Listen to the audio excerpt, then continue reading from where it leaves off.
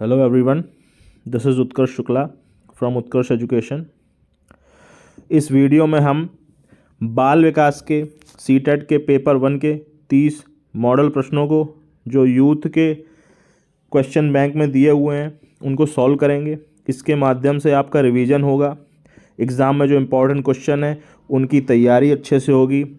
आपको जो elimination process है कि कुछ ऑप्शंस को एलिमिनेट करके आंसर तक कैसे पहुंचा जाता है, मैं उसको समझाने का प्रयास करूंगा और इन क्वेश्चंस में जो कॉन्सेप्ट दिए हैं उनको भी क्लियर करने का प्रयास करूंगा। वीडियो अगर अच्छा लगता है then please like this video and subscribe my YouTube channel. ऐसे और भी वीडियो आपको मिलने वाले हैं। मैं अभी टोटल 150 क्वेश्चन कराऊँगा। ये पहला इंस्टॉलमेंट है जिसमें 30 क्वेश्चन मैं आपको समझाने वाला हूँ। तो आइए बिना समय बर्बाद किए पढ़ना शुरू करते हैं। पहला क्वेश्चन आप स्क्रीन पर देख पा रहे होंगे कि पियाजे के अनुसार विकास की पहली अवस्था जन्म से लगभग 2 वर्ष की आयु के दौरान बच्चा क्या सबसे बेहतर सीखता है, किस तरीके से सबसे बेहतर सीखता है। ऑप्शन ए अमूर्त तरीके से चिंतन द्वारा, ऑप्शन बी भाषा के नए अर्जित ज्ञान के अनुप्रयोग द्वारा, ऑप्शन सी इंद्रियों के प्रयोग द्वारा, ऑप्शन डी निष्क्रिय शब्दों को समझने के द्वारा। तो इसमें कौन सा सही होगा कमेंट में लिखिए या फिर अपने आप कॉपी पे आप ऑप्शन लिखते जाइए और सही होता जाएगा और मैं चेक करता जाऊंगा। वैसे करके जैसे मैं ऑप्शन बताऊं तो आप अपना अंदाज़ा लगाइए कि आपने सही लगाया है या गलत लगाया है। कॉपी पे आप नोट लगा सकते हैं या दिमाग में भी रख सकते हैं, जैसे आपकी इच्छा हो। तो इसका सही आंसर होगा इंद्रियों के प्रयोग द्वारा। देखिए 0 से 2 जो पहला 2 साल होता है उसमें बच्चा अमूर्त तरीके से चिंतन नहीं कर सकता। दूसरा है भाषा के नए अर्जित ज्ञान के अनुप्रयोग द्वारा, तो भाषा तो उसको पहले 2 साल में आती ही नहीं है। निष्क्रिय शब्दों को समझने के द्वारा, सक्रिय शब्द तो उसको पता नहीं है, निष्क्रिय शब्द भी उतने अच्छे से नहीं आते हैं। तो इंद्रियों का प्रयोग करके ही वो सीखता है। उसको अगर कुछ चाहिए है तो हाथ आगे बढ़ाता है या चलने का प्रयास करता है, घिसटने का प्रयास करता है। इसीलिए इसका आंसर है सी। दूसरा क्वेश्चन देखिए, सबसे अधिक गहन और जटिल समाजीकरण किस अवस्था में होता है। ऑप्शन ए पूर्व बाल्यावस्था के दौरान, ऑप्शन बी प्रौढ़ावस्था के दौरान, ऑप्शन सी व्यक्ति के पूरे जीवन में, ऑप्शन डी किशोरावस्था के दौरान। तो आंसर क्या होगा सही? ऑप्शन डी किशोरावस्था के दौरान। देखिए चूंकि इसमें लिखा है सबसे अधिक गहन और जटिल, देखिए अगर ये जटिल शब्द ना होता तो शायद आंसर बदल जाता, क्योंकि सबसे अधिक तो पूर्व बाल्यावस्था के दौरान ही होता है, जब उसे पता चलता है ये माँ है ये बाप है, तो वो उसकी जो बेस होता है समाजीकरण वो तभी बनता है, लेकिन वो जटिल नहीं होता है। तो अगर जटिल को हटा दें तो सब आंसर बदल जाएगा, पर इस जटिल शब्द के कारण आंसर होगा किशोरावस्था के दौरान। अगला क्वेश्चन पढ़ते हैं। आनुवांशिकता को ... सामाजिक संरचना माना जाता है। ऑप्शन ए गत्यात्मक सामाजिक संरचना, ऑप्शन बी स्थिर सामाजिक संरचना, ऑप्शन सी प्राथमिक सामाजिक संरचना, ऑप्शन डी गौण सामाजिक संरचना। सही आंसर क्या होगा? सही आंसर होगा ऑप्शन बी स्थिर सामाजिक संरचना। देखो गत्यात्मकता का अर्थ होता है कि जो समय के साथ बदलती रहे, ठीक है। गौण का मतलब होता है जिसका शरीर पे कोई इफेक्ट ना पड़े। ये दोनों ही गलत हो गए हैं, क्योंकि आनुवांशिकता एक बात तो फिक्स होती है, अगर आपके में कोई आनुवांशिक लक्षण आने हैं तो वो आ जाएंगे, वो स्थिर रहेंगे। ये नहीं है कि उनमें भी परिवर्तन बाद में होता रहेगा। कुछ केसेस में परिवर्तन होता है, परंतु जब हम नियम बनाते हैं तो नियम हम अपवादों के अनुसार नहीं, उदाहरणों के अनुसार बनाते हैं, एक्सेप्शन के अनुसार नहीं, एग्जाम्पल्स के अनुसार बनाते हैं, पैटर्न के अनुसार बनाते हैं। तो गत्यात्मकता और गौण तो गलत हो गए। अब बचा प्राथमिक और स्थिर। देखो अब तुम्हें कन्फ्यूजन होगा कि प्राथमिक हो सकता है क्योंकि भाई आनुवांशिकता पहले मिलेगी, गौण और आनुवांशिकता बाद में नहीं मिलती है, पर इसका अर्थ ऐसा है नहीं। देखो अगर मान लो आनुवांशिक लक्षण ये है कि 35 साल के बाद इस व्यक्ति में जो है कैंसर के लक्षण बढ़ सकते हैं, तो पहले 35 साल को आप प्राथमिक तो नहीं बोल सकते ना। ऐसे कई केस होते हैं जब आनुवांशिक लक्षण का ही ये लॉजिक है कि वो 10 साल के बाद ही होगा, पहले 10 साल कोई दिक्कत नहीं होगी, या 50 साल के बाद ही होगा। तो वो भी आनुवंशिक लक्षणों हो सकता है ना, इसीलिए इसमें कन्फ्यूजन रहेगा कि या तो होगा या नहीं होगा, परंतु स्थिर हमेशा रहता है, इसीलिए इसमें बी ऑप्शन सबसे सही होगा। आपको सबसे उचित विकल्प, आप समझे नहीं, यही पेपर में भी लिखा है, सबसे उचित विकल्प चुनिए, ये दिमाग में हमेशा बैठाइएगा अपने।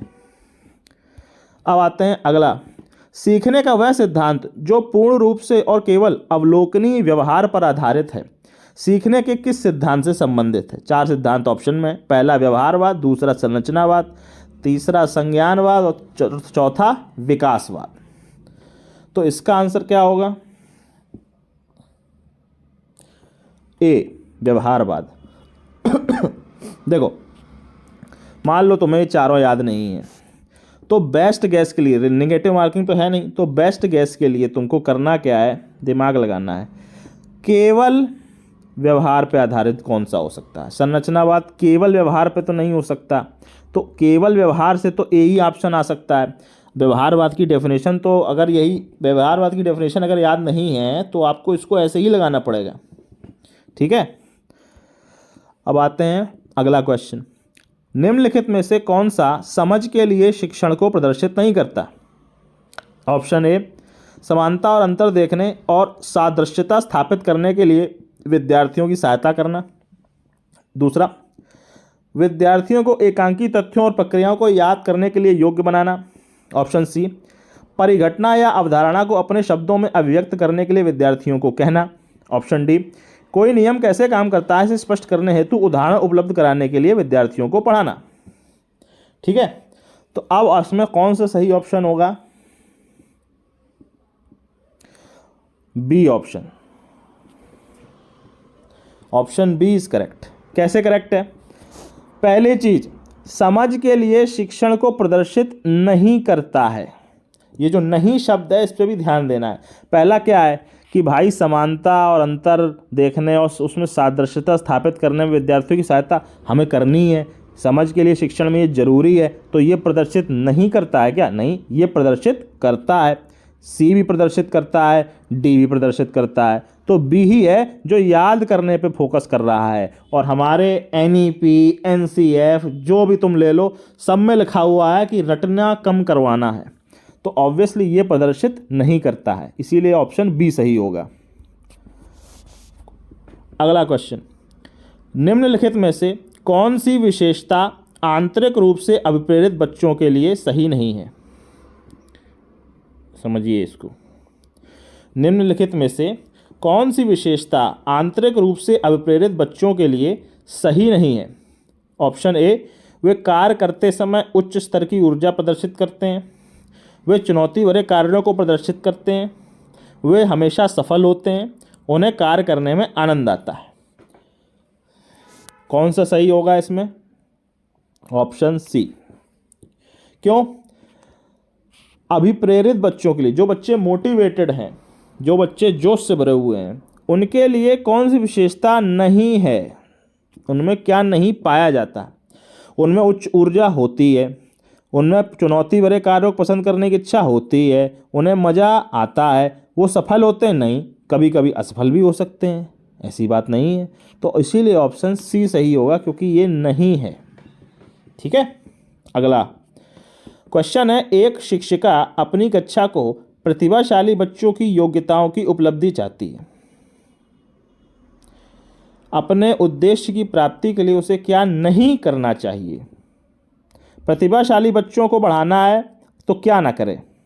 ऑप्शन ए, विशेष ध्यान के लिए उन्हें समकक्षियों से अलग कर दो, उनकी सृजनात्मकता को में समृद्धि करने के लिए उन्हें चुनौती देते रहो, गैर शैक्षणिक गतिविधियों में मजा लेना सिखाओ, या डी, तनाव को नियंत्रित करना सिखाओ।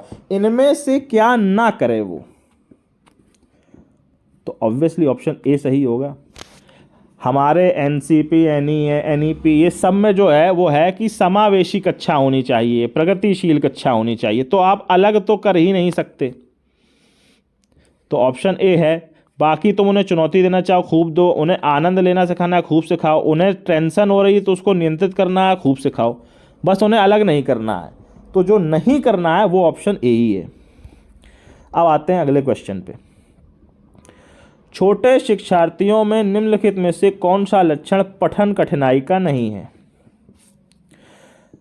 ऑप्शन ए, शब्दों और विचारों को समझने में कठिनाई, सुसंगत वर्तनी में कठिनाई, वर्ण और शब्द पहचानने में कठिनाई, ऑप्शन डी, पठन गति और प्रवाह में कठिनाई।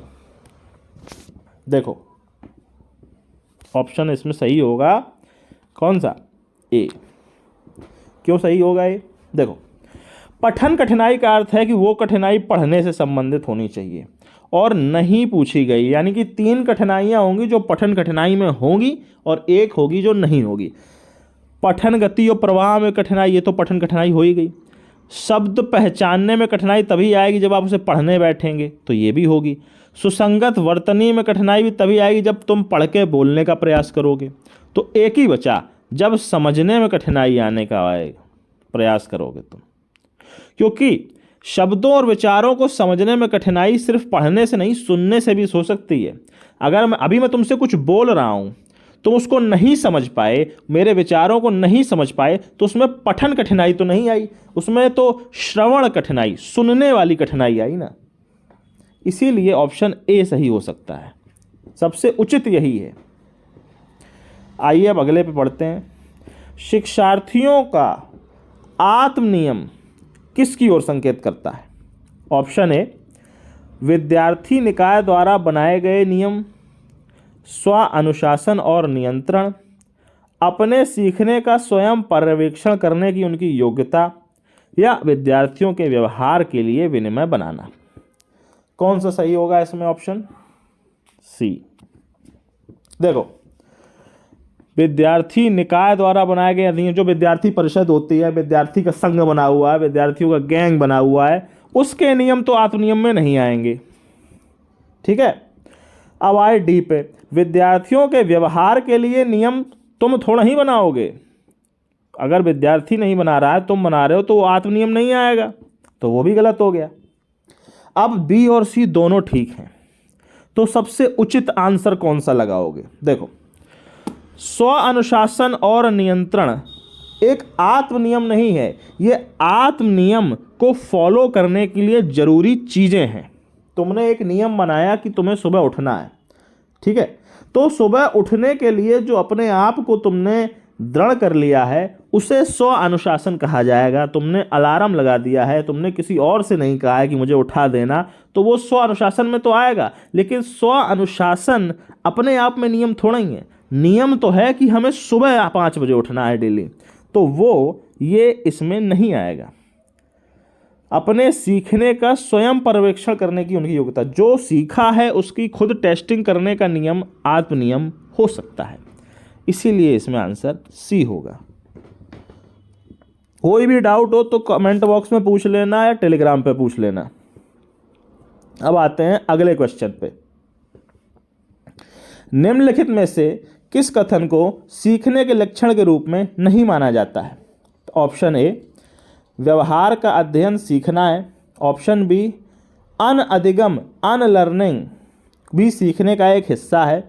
ऑप्शन सी, सीखना एक प्रक्रिया है जो व्यवहार में मध्यस्थता करती है। ऑप्शन डी, सीखना कुछ ऐसी चीज है जो कुछ अनुभवों के परिणाम स्वरूप घटित होती है। तो सही आंसर क्या होगा? ए।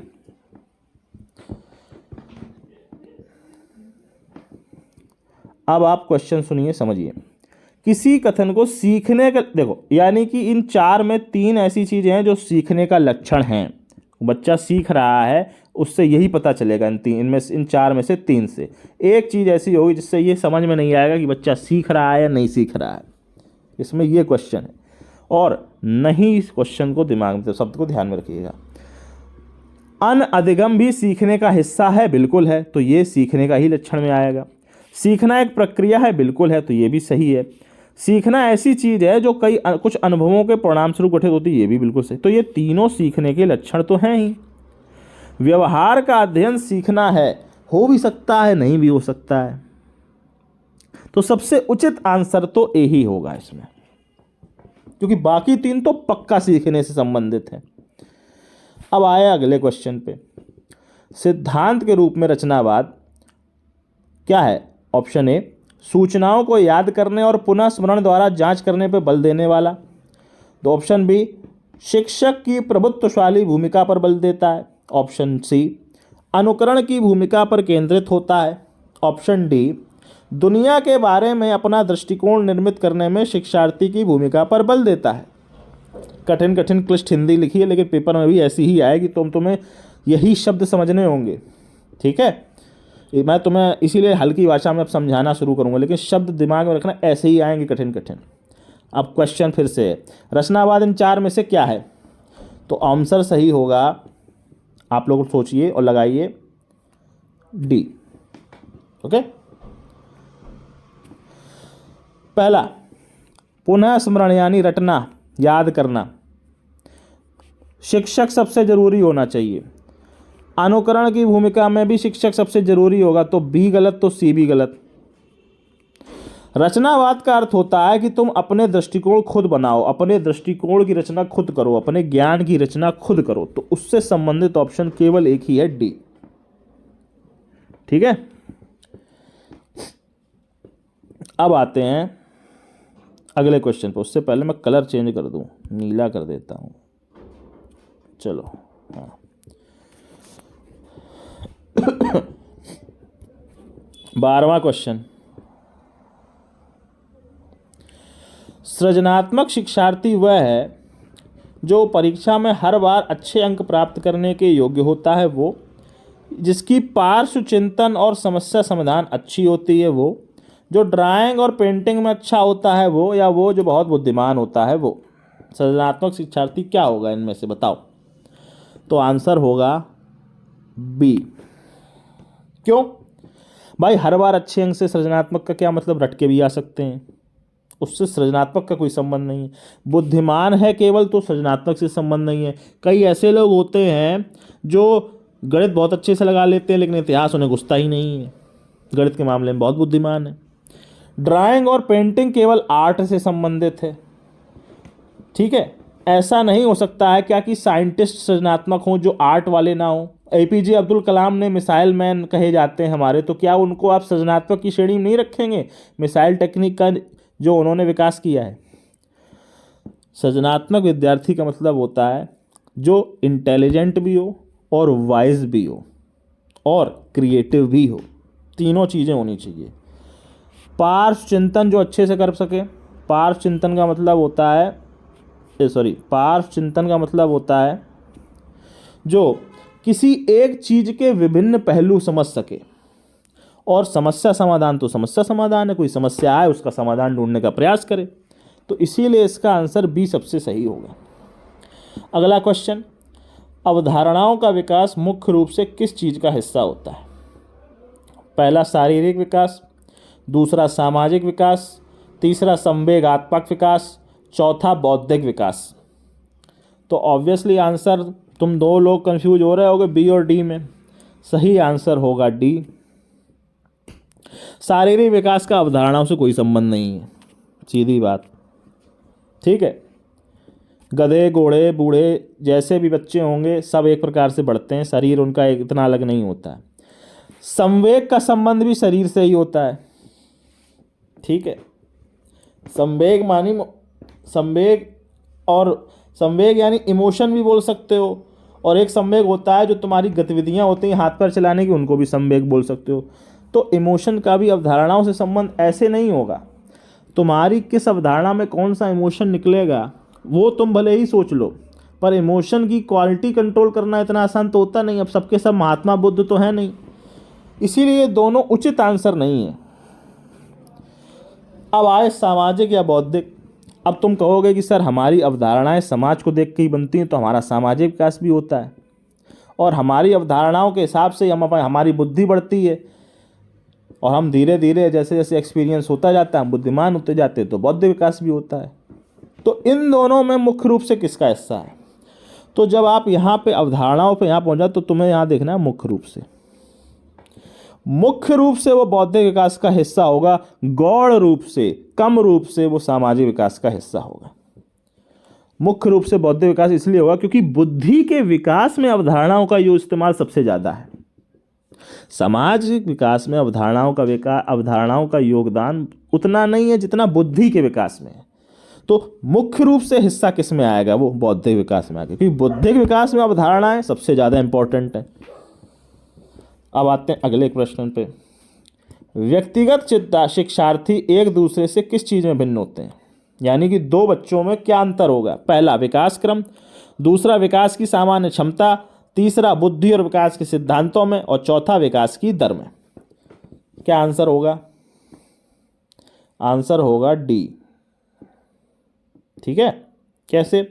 विकास क्रम तो देखो सब बच्चों का एक सा होगा ना, ऐसा तो है नहीं कि किसी बच्चे की विकास की व्यवस्था अलग चल रही है, किसी बच्चे का सर पहले बड़ा हो गया है, हाथ बाद में बड़े हो रहे हैं, किसी बच्चे का नहीं हो रहा है, ऐसा अंतर तो है नहीं। विकास का जो क्रम है, अंदर से बाहर की ओर, सामान्य से विशिष्ट की ओर, ये सब तो सब में लगेगा।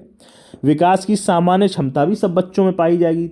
ऐसा तो है नहीं कि किसी बच्चे में तुम कह दो कि ये तो बड़ा हो ही नहीं पाएगा, इस तरह से कहना तो सही नहीं है। बुद्धि और विकास के सिद्धांत जो बने हुए हैं कि सामान्य बच्चों पे चिल्लाना नहीं चाहिए, बच्चों को मन से पढ़ाना चाहिए, इस तरह के सिद्धांत ऐसे हैं नहीं। मैं आपको एग्जाम्पल देके ही समझा रहा हूँ, नहीं तुम लोग लिटरली मेरे शब्दों पर चले जाओ। तो ये सिद्धांत सभी बच्चों पे काम करते हैं। तो विकास की दर ही है एक, जो अलग बच्चों में अलग अलग होगी। कोई बच्चा कभी जल्दी बड़ा हो जाएगा, कोई बच्चा जल्दी सीख जाएगा, कोई बच्चा जल्दी नहीं सीखेगा। तो ये अंतर ही दो शिक्षार्थियों में हो सकता है। अब आते हैं अगले क्वेश्चनों की ओर।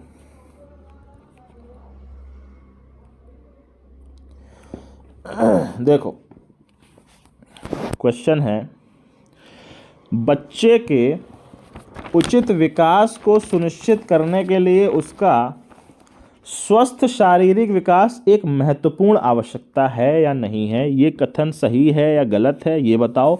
सही है तो क्यों सही है, ये बताओ। गलत है तो क्यों गलत है, ये बताओ। 4 ऑप्शन दिए हुए हैं। पहला ऑप्शन सही है क्योंकि विकास क्रम में शारीरिक विकास सबसे पहले आता है। दूसरा, सही है क्योंकि शारीरिक विकास विकास के अन्य पक्षों के साथ संबंधित होता है। तीसरा, गलत है क्योंकि शारीरिक विकास विकास के अन्य पक्षों को किसी प्रकार से प्रभावित नहीं करता। चौथा, गलत है क्योंकि विकास नितांत व्यक्तिगत मामला है। तो क्या सही होगा? देखो, शारीरिक विकास एक महत्वपूर्ण का आवश्यकता है या नहीं? हाँ है। तो ये दो तो हटाओ यहाँ से, जो गलत है बोल रहे हैं। अब सही तो है, क्यों सही है उस पर समझो। शारीरिक विकास सबसे पहले स्थान पे आता है और शारीरिक विकास विकास के अन्य पक्षों के साथ संबंधित है। इन दोनों में उचित सही सबसे ज़्यादा सही कौन सा लग रहा है? बी लग रहा है, तो बी ही आंसर होगा इसका। ठीक है, अगला क्वेश्चन। इरफान खिलौनों को तोड़ता है और उसके पुर्जों को देखने के लिए उन्हें अलग अलग कर देता है। आप क्या करेंगे? पहला, उसके जिज्ञासी स्वभाव को प्रोत्साहित करेंगे, उसकी ऊर्जा को सही दिशा में संचारित करेंगे, उसे समझाएंगे कि खिलौनों को कभी नहीं तोड़ना चाहिए, इरफान को खिलौनों कभी भी खेलने नहीं देंगे, और चौथा, उस पर हमेशा नज़र रखेंगे। देखो, खिलौनों को तोड़ रहा है और पुर्जों को देखने के लिए उन्हें अलग अलग कर रहा है, ये भी लिखा हुआ है। वो अलग अलग तोड़ के अलग अलग करने की प्रक्रिया पुर्जों को देखने के लिए है, ना कि मज़े लेने के लिए, ना कि गुस्सा दिखाने के लिए। वो पुर्जों को देखने के लिए उन्हें तोड़ रहा है, तो उसमें पुर्जों को देखने की जिज्ञासा है। एक बात आपको ये सवाल पढ़ के क्लियर हो जानी चाहिए, ऑप्शन अभी पढ़ना ही नहीं है, तो अपने आप तुम ए लगाओगे यहाँ से देख के। अब तुम्हें श्योर होना है तो दिमाग लगाओ। कभी भी शब्द आ जाए तो ये गलत हो जाएगा अपने आप। ये एक हार्ड वर्ड है, ये श्योरिटी वाला वर्ड है। बच्चे को देखो, तुम फिक्स चीज़ों में बांधने का प्रयास नहीं करोगे कभी। ये शब्द इंपॉर्टेंट ऐसे होते हैं, कभी नहीं तोड़ना है, कभी खेलने नहीं देना, ये गलत शब्द हैं, ये गलत तरीके हैं। ऐसे नहीं सोचना है बच्चों के बारे में। हमेशा भी यही है, हम बच्चे को हमेशा पढ़ाएंगे, हम बच्चे को हमेशा लिखा के पढ़ाएंगे, ये हमेशा भी एक श्योरिटी वाला मामला है। बच्चे हर स्तर पे अलग अलग तरीके से पढ़ते हैं, तो ये श्योरिटी वाले जो शब्द हैं, कभी भी, हमेशा, हरदम, बिल्कुल, एकदम, इस तरह के जो शब्द हैं, इनका यूज तो जहां आपको दिखे वो समझ जाना कि वो ऑप्शन गलत है। तो ये 3 इस तरह से गलत भी हो सकते हैं, और आप पढ़ें तो भी समझ में आ जाएगा कि आपको ए ही आंसर आएगा। अब आते हैं अगले सवाल पे। बच्चे के विकास के सिद्धांतों को समझना शिक्षक की सहायता किस प्रकार से करता है? ए, शिक्षार्थियों को क्यों पढ़ाना चाहिए, इस समझने में, शिक्षार्थियों की विभिन्न अधिगम शैलियों को प्रभावी रूप से संबोधित करने में, शिक्षार्थी के सामाजिक स्तर को पहचानने में और शिक्षार्थी की आर्थिक पृष्ठभूमि को पहचानने में। तो वो पूछ ये रहा है कि देख भाई, बच्चे के जो विकास के सिद्धांत हैं, सामान्य से विशिष्ट की ओर, निरंतरता का सिद्धांत, इस तरह के जो सिद्धांत हैं, ये तुम पढ़ रहे हो टीचर होके, तो उससे तुम्हें मिल क्या जाएगा, क्या मिलेगा? क्या तुम्हें उससे आर्थिक पृष्ठभूमि पहचानने में आराम मिलेगा? अरे तो उससे आर्थिक पृष्ठभूमि से हमें क्या मतलब, बच्चे के सामाजिक स्तर को पहचान, अरे ये सब तो बांटने वाली चीज़ें हैं ना। हम तो समावेशी शिक्षा वाले व्यक्ति हैं, हम तो अलग अलग देखेंगे ही नहीं बच्चों को, गरीब और अमीर में अंतर ही नहीं करेंगे, ब्राह्मण और क्षत्रिय वैश्य इनमें भी अंतर, हमें शूद्र इनमें भी हमें अंतर नहीं करना है। अब बचे दो ऑप्शन। देखो, हमें बच्चों को क्यों पढ़ाना चाहिए, ये औचित्य स्थापित करने में सिद्धांत काम आते हैं। ऑप्शन ए हो सकता है, और ऑप्शन बी, बच्चे की सीखने की विभिन्न विभिन्न शैलियाँ होती हैं। कोई बच्चा लिख के सीख रहा है, कोई बोल के सीख रहा है, कोई खेल के सीख रहा है, इनको भी प्रभावी रूप से समझना होता है। तो इन दोनों में उचित आंसर सबसे ज़्यादा कौन सा होगा? तो देखो, ये पढ़ाना प्रक्रिया शिक्षक से संबंधित है, दूसरी वाली प्रक्रिया बच्चे से संबंधित है। जब भी तुम्हें कन्फ्यूजन हो तो ये याद रखना कि बच्चे को प्रायोरिटी पहले मिलेगी, टीचर को प्रायोरिटी बाद में मिलेगी। तो इसीलिए इसका आंसर बी लगाया जाएगा। बच्चा ये मान लो राम है, अल्लाह है, जीसस है, तुम हो घटिया, तुम्हें एडजस्ट करना है, उससे मत कहना कि वो एडजस्ट करे तुम्हारे हिसाब से, ठीक है। अब आओ अगला क्वेश्चन। प्रत्येक शिक्षार्थी स्वयं में विशिष्ट है, इसका क्या अर्थ है? इसका अर्थ यह है कि सभी शिक्षार्थियों के लिए एक समान पाठ्यचर्या संभव नहीं है। एक विषम रूपी कक्षा में शिक्षार्थियों की क्षमताओं को विकसित करना असंभव है। कोई भी दो शिक्षार्थी अपनी योग्यताओं, रुचियों और प्रतिभाओं में एक समान नहीं होते, और शिक्षार्थियों में ना तो कोई सामान्य विशेषता होती है और ना ही उनके लक्ष्य समान होते हैं। देखो, अब इसको पहले आंसर नहीं बताऊंगा, पहले मैं तुम्हें एक एक लाइन समझाता हूँ। प्रत्येक बच्चा अपने आप में अलग है, इसका मतलब क्या होगा कि विद्यार्थियों में कोई, अब आखिरी ऑप्शन, विद्यार्थियों में ना तो कुछ समानता होती है ना उनके लक्ष्य समान होते हैं, ये भी गलत है। कुछ बच्चों की समानता विशेषता होती हैं, कुछ बच्चे लंबे हैं, कुछ बच्चे छोटे हैं, कुछ बच्चे जल्दी गणित लगा लेते हैं, कुछ बच्चे जल्दी इतिहास रट लेते हैं, तो ये तो गलत हो गया, इसका उससे कोई संबंध ही नहीं। कोई भी दो शिक्षार्थी, ऑप्शन सी, कोई भी दो बच्चे अपनी योग्यताओं, रुचियों और प्रतिभाओं में एक समान नहीं होते। बिल्कुल हो सकते हैं, बिल्कुल हो सकते हैं। ऐसे बच्चे क्या हैं, देखो, जो टॉप 2 है मान लो तुम्हारी क्लास के, तो उनमें योग्यता सेम हो सकती है ना गणित लगाने की, उनमें रुचि हो सकती है ना पढ़ने की, उनमें प्रतिभा भी लगभग बराबर हो सकती है ना। तो ये कहना कि दो बच्चे समान हो ही नहीं सकते, एकदम नहीं हो सकते, ये नहीं, ये भी शब्द ना श्योरिटी वाला शब्द आ जाता है, ये नहीं चलेगा ऐसे। सभी शिक्षार्थियों के लिए एक समान पाठ्यचर्या संभव नहीं है, तो पढ़ाओगे कैसे? अगर हर बच्चे का करिकुलम अलग अलग बनाओगे क्या? तो ये भी गलत है। तो ऑप्शन बी ऐसे सही होगा। अब तुम्हें ऑप्शन बी को समझना ही हो तो ये भी तो समझो कि एक विषम रूपी कक्षा में शिक्षार्थियों की क्षमताओं को विकसित करना असंभव है। इसका मतलब ये है कि अगर एक विषम रूपी कक्षा है जिसमें बच्चों को बांटा गया है, अलग अलग रखा गया है, क्योंकि सभी बच्चे अलग अलग हैं, तो उनकी क्षमताओं को विकसित करोगे कैसे अगर उन्हें आपस में मिलने नहीं दोगे? तो समरूपी, समावेशी का अर्थ होता है कि हमें बेसिक लेवल इस तरीके से रखना है कि जो बच्चा उससे उस बेसिक लेवल को पढ़े, उसके बाद अपने मन से आगे बढ़ना शुरू करे, ठीक है। इंडिविजुअल जो ट्रेनिंग काउंसलिंग होती है, उसका क्लासरूम में तुम उसको नहीं कर सकते, उसको तुम बाहर भले ही कर लो। इसीलिए ऑप्शन बी सबसे सही होगा। अगला क्वेश्चन, पुरुष स्त्रियों की अपेक्षा ज़्यादा बुद्धिमान होते हैं, यह कथन किससे संबंधित है? पहला, लैंगिक पूर्वाग्रह, दूसरा, बुद्धि के विभिन्न पक्षों के लिए सही है, तीसरा सही है, चौथा सही हो सकता है। इसमें तो बुद्धि लगानी ही नहीं है, सही है, सही है, सही हो सकता है, ये तो तीनों गलत हो गए। तो ऑप्शन ए लगाओ। और लैंगिक पूर्वाग्रह देखो है भी, कोई किसी से ज़्यादा बुद्धिमान है ऐसा कहना, ये तो पूर्वाग्रह मतलब रूढ़िवादिता है, तुम्हारे मन में धारणाएं बनी हुई हैं उसको दर्शा रहा है। अगला क्वेश्चन, क्रिस्टीना अपनी कक्षा को क्षेत्र भ्रमण पर ले जाती है और वापस आने पर अपने विद्यार्थियों के साथ भ्रमण पर चर्चा करती है, यह क्या सिखाता है? यह घटना किसकी ओर संकेत कर रही है? पहला, आकलन के लिए सीखना, दूसरा आकलन का सीखना, तीसरा सीखने का आकलन, और चौथा सीखने के लिए आकलन। चारों में अंतर समझिए, उसके बाद ऑप्शन बताइएगा। क्वेश्चन में है, क्रिस्टीना एक शिक्षिका है, एक टीचर है, अपने बच्चों को घुमाने ले गई हैं और घुमाने के बाद बच्चों से चर्चा कर रही है कि बताओ तुम क्या क्या घूमे, घूमते समय तुमने क्या क्या देखा। तो इसका मतलब क्या है, ये घटना क्या कह रही है? सीखने, आकलन के लिए सीखना। देखो, आकलन के लिए सीखना होता है जब घूमते समय तुम सीख रहे हो कि ये चीज़ है, ये वो चीज़ है, ये बड़ा पेड़ है, ये छोटा पेड़ है, तो तुम सीख रहे हो, बाद में चल के इसका पेपर दोगे कि कौन से पेड़ देखे थे। तो वो तो बच्चे कर रहे हैं, टीचर कर रहा है, उसका इस लाइन से कोई संबंध तो है नहीं कि वो भ्रमण, कि वो जो चर्चा कर रही है उसका इससे तो कोई संबंध है नहीं, सीखने से संबंध तो है नहीं उसका।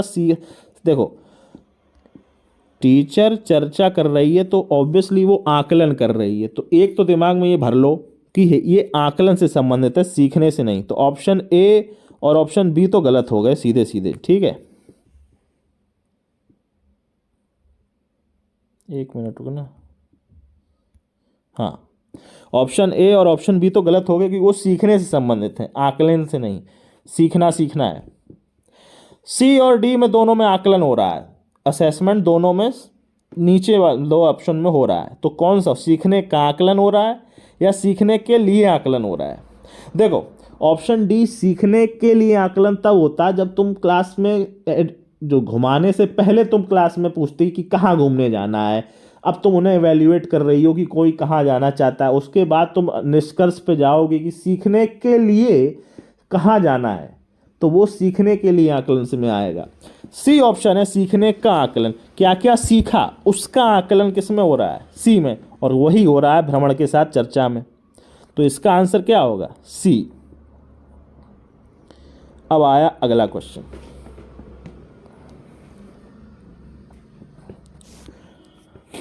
मानव विकास कुछ विशेष सिद्धांतों पर आधारित है, निम्नलिखित में से कौन सा मानव विकास का सिद्धांत नहीं है?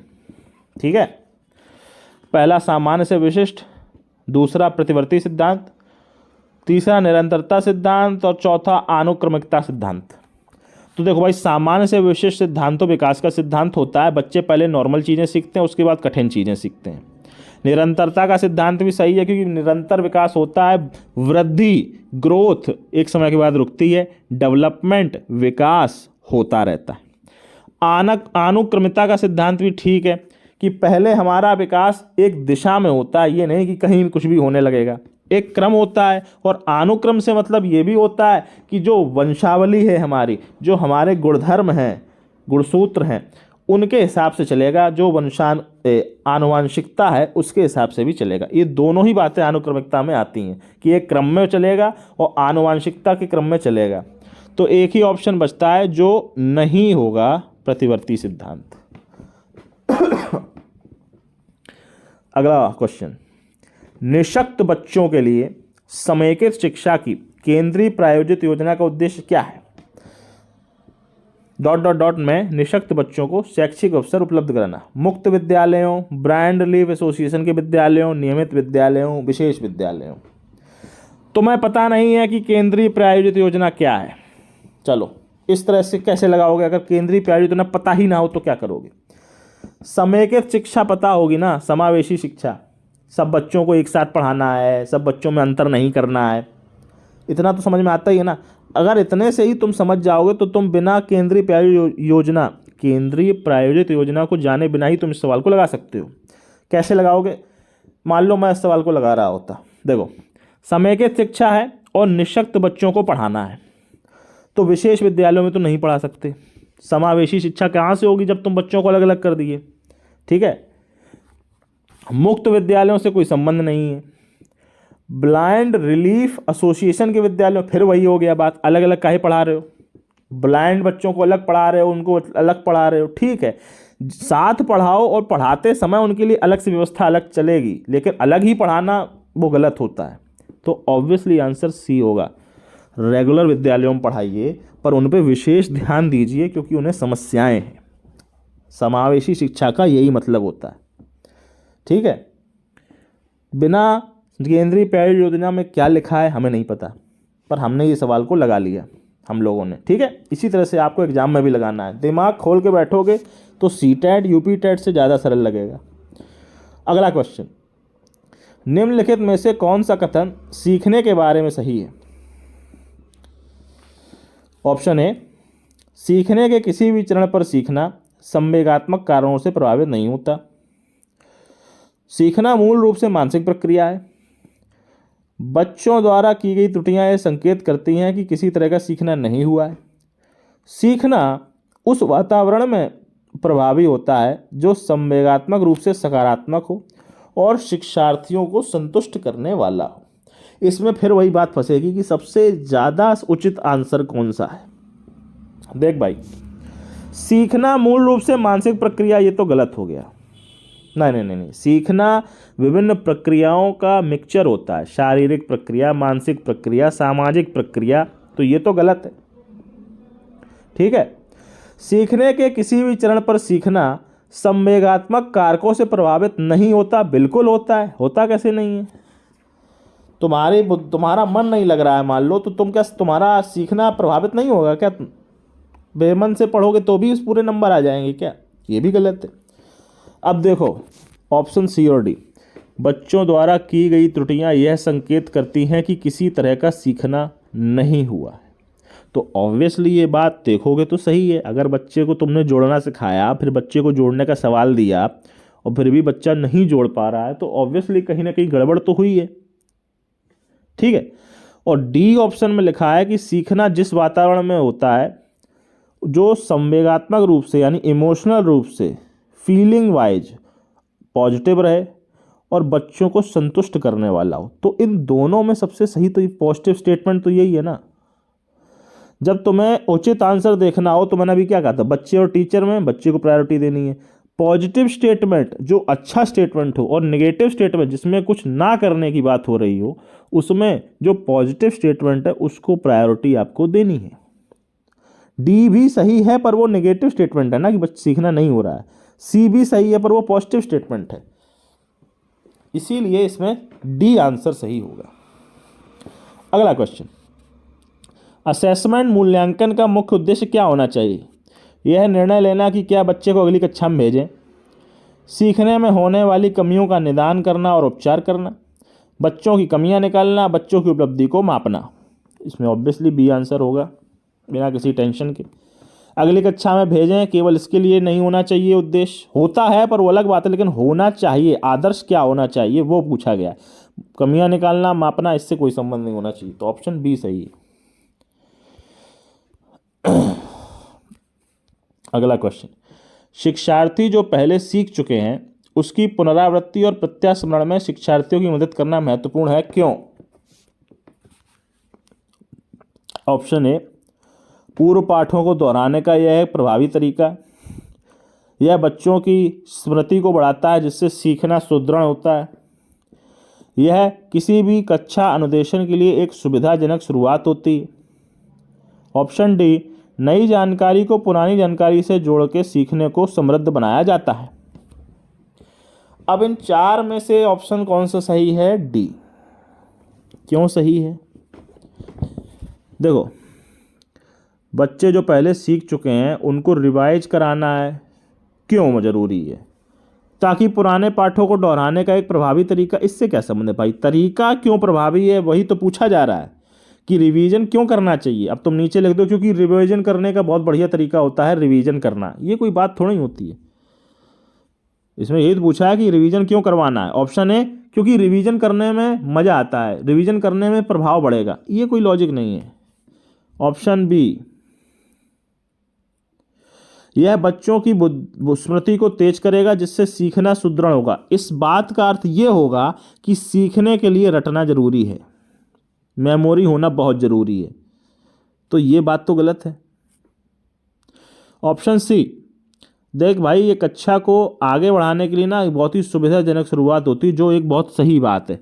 बड़ी बड़ी क्लासों में हम भी जब यूनिवर्सिटीज़ में पढ़े हैं अपनी NIT इलाहाबाद में, तो वहाँ भी हमारा टीचर जब आते थे प्रोफेसर साहब इंजीनियरिंग के, तो वो हमें पिछली क्लास का 2 मिनट का रिवीजन करवाते ज़रूर थे, ताकि हमको अगली क्लास ये लेक्चर जो वो देने वाले हैं वो समझ में आए। That's okay. पर सी का ही अच्छा वर्जन नीचे लिखा हुआ है कि नई जानकारी को पुरानी जानकारी से जोड़ के पढ़ाया जाएगा। सी में भी यही है कि क्लास शुरू करने के लिए बढ़िया तरीका है। अच्छा, तो उससे होगा क्या? उससे सर पुरानी जानकारी में जब आप नई जानकारी जोड़ेंगे, नया लेक्चर देंगे तो अच्छा रहेगा। तो ऑब्वियसली डी एक ज़्यादा अच्छा आंसर है। अब आया अगला, सृजनात्मक उत्तरों के लिए क्या आवश्यक है? ऑप्शन ए, मुक्त उत्तर वाले प्रश्न, ओपन आंसर वाले क्वेश्चन। ऑप्शन बी, एक अत्यंत अनुशासित कक्षा। ऑप्शन सी, प्रत्यक्ष शिक्षण और प्रत्यक्ष प्रश्न। ऑप्शन डी, विषय वस्तु आधारित प्रश्न। सृजनात्मक मतलब क्रिएटिविटी होनी चाहिए। तो क्रिएटिविटी तो सर ओपन आंसर में ही मिलेगी, जब बच्चा अपने मन से लिखेगा।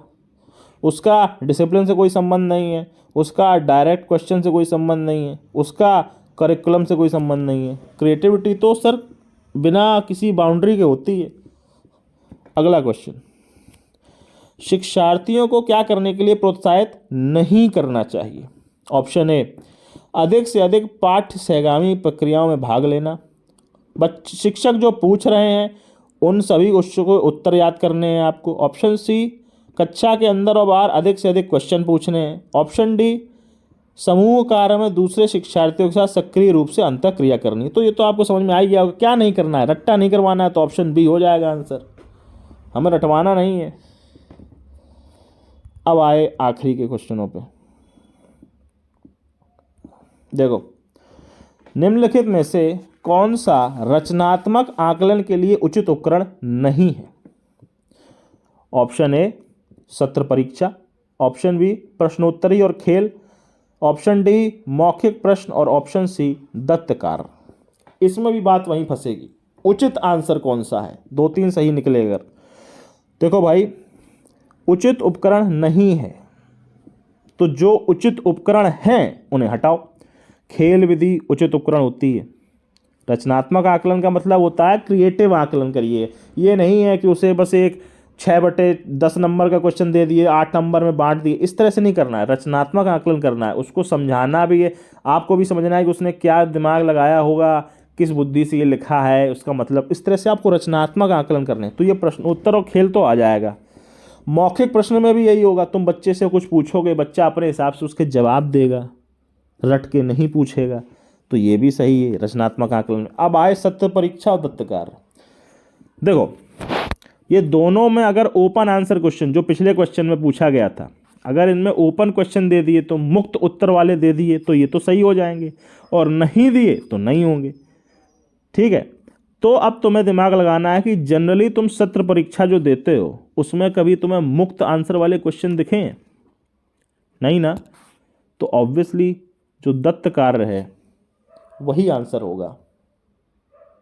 ठीक है, सत्र परीक्षा में कभी कभी ओपन आंसर ऐसे मिलेंगे आपको, तुम सत्र परीक्षा का समझे नहीं। बोर्ड के क्वेश्चन देखो, तुम हाई स्कूल इंटर के बोर्ड के पेपर दिए हो, बोर्ड के क्वेश्चन क्या तुम्हें पता होते थे कैसे आएंगे, उनके लिए कहाँ से पढ़ना है? नहीं ना। तुम अपनी तैयारी करते थे, फिर प्रैक्टिस पेपर लगाते थे और फिर करके चले आते थे। सीटेट का तुम्हारा एग्जाम भी सत्र परीक्षा ही जैसा तो है। ठीक है, तो उसमें करिकुलम से करिकुलम से बंधा हुआ क्वेश्चन नहीं आता है, तो दत्त कार्य हो सकता है। इन दोनों में हमेशा ही कन्फ्यूजन रहेगा, क्योंकि इनमें बेसिकली जो विशेष क्वेश्चन पेपर है उसके डिसाइड चलेगा कि किस तरह से, लेकिन दत्त कार्य ही लगा दो, क्योंकि उसमें जनरली जो पढ़ाया है वो तुम्हें कितना समझ में आया है, उसके बारे में तुम्हारे क्या विचार हैं, उससे ज़्यादा इंपॉर्टेंट होता है कि फैक्ट रटे या नहीं। जनरली मैंने देखा है ऐसा होता है। यूथ में भी इसका डिस्क्रिप्शन ऐसे ही दिया हुआ है। अगला क्वेश्चन, विद्यार्थियों को सीखने में जो कमी रह गई है उसके निदान के बाद क्या होना चाहिए? पुराना पूरा रिवीजन करवाओगे, दोहराओगे, बच्चों के माँ बाप को उनके बारे में बताओगे, अभ्यास कार्य यानी पेल के एक्सरसाइज करवाओगे, पेल के उसका मॉक टेस्ट करवाओगे, या फिर समुचित उपचारात्मक कार्य करवाओगे? तो ऑब्वियसली अभ्यास कार्य रटाओ, बच्चों को, माँ बाप को उससे सब दूर मत रखो, और रटना यानी दोहराना ख़त्म करो। तुम्हें उपचारात्मक कार्य करने हैं। उपचारात्मक कार्य में दोहराना भले ही आ जाए, लेकिन केवल दोहराना उपचारात्मक कार्य नहीं होता है। उपचारात्मक कार्य में फिर उसके लिए असाइनमेंट देना, उसको कहीं ट्रिप पे भेजना, 50 चीज़ें होती हैं। तो समुचित उपचारात्मक कार्य एक ब्रॉडर आंसर है, एक बड़ा आंसर है जिसके अंदर दोहराना भी आता है, इसीलिए इसका आंसर सी होगा। अगला क्वेश्चन, भारतीय समाज की बहुभाषिक विशेषता को कैसे देखना चाहिए? ऑप्शन ए, विद्यार्थियों को सीखने के लिए अप्रेरित करने हेतु शिक्षक योग्यता की चुनौती के रूप में। ऑप्शन बी, शिक्षार्थियों के लिए विद्यार्थी जीवन को एक जटिल अनुभव बनाने के लिए कारक के रूप में। ऑप्शन सी, शिक्षण अधिगम प्रक्रिया में बाधा के रूप में। ऑप्शन डी, विद्यालयी जीवन को समृद्ध बनाने के संसाधन के रूप में। तो ऑब्वियसली आंसर डी है। हमारे देश में कई भाषाएं बोली जाती हैं, ये हमें बाधा नहीं देखनी है, ये हमें जटिलता नहीं देखनी है इसकी, ये हमें चुनौती नहीं देखनी है, ये हमें देखनी है समृद्ध बनाने का मौका। ठीक है, इस तरह से पॉजिटिव आंसर आपको देने हैं। ये 30 क्वेश्चन मैंने जो अभी आपको कराए हैं, आराम से इस वीडियो को देखिए, समझिए, कोई डाउट हो तो पूछिए। इसी तरह से और वीडियो मैं कराता जाऊंगा। सभी विषयों के 150 क्वेश्चन आने वाले हैं, पेपर 1 के और फिर पेपर 2 के भी आएंगे, इसीलिए बस जुड़े रहिए। Thank you very much. जय हिंद।